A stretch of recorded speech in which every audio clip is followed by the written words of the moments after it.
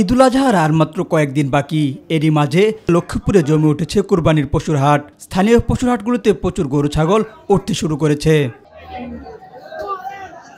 গোখাদ্যের মূল্য বাড়ায় কুরবানির পশু বিক্রিতে লাভ কম হওয়ার আশঙ্কা করছেন খামারিরা। ৮০,০০০, ৬৫,০০০, ৭০,০০০ এই মূল্য গরু বের দিবার শেষ। ১.৫ লাখ টাকার গরু মূল্য ১,২০,০০০, ১,১০,০০০, ১ লাখ এরকম। অবশ্য সহনীয় দামে বাজেটের মধ্যে গরু কিনতে পারায় খুশি ক্রেতারা। বাজার এখন প্রচুর গরু আছে, পর্যাপ্ত পরিমাণ গরু আছে, দামও সহনশীল আছে, ক্রেতারাও কিনতে পারতেছে, বিক্রেতাও বিক্রি করতে পারছে। এদিকে ঈদুল আজহা উপলক্ষে রংপুরের পীরগাছায় জমে উঠেছে বিভিন্ন পশুর হাট। খামারি ও ব্যাপারীরা নানা জাতের পশু নিয়ে আসছেন। পছন্দের কুরবানি পশু নিয়ে বাড়ি ফিরছেন ক্রেতারাও।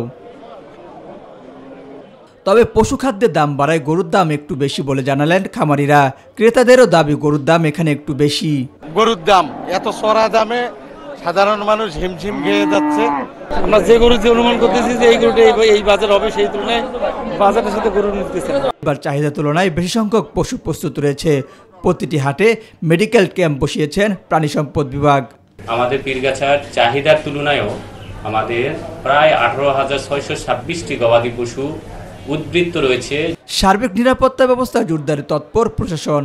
অর্থনৈতিকভাবে লেনদেনের বিষয়টাও দেখতে হয়, সেক্ষেত্রে রাস্তাঘাটে আমাদের যথেষ্ট টহলের ব্যবস্থা রয়েছে। আবার পাশাপাশি এখানে যেন রোডঘাটে কোনো যানজট না হয়, সেক্ষেত্রে আমাদের জেলা ট্রাফিক পুলিশও কাজ করতেছে প্রতিনিয়ত। ক্রেতা বিক্রেতারা উভয় ন্যায্য দামে কুরবানি পশু ক্রয় বিক্রয় করতে পারবেন, এমনটাই প্রত্যাশা সকলের। এস এম হামিম, মাই টিভি।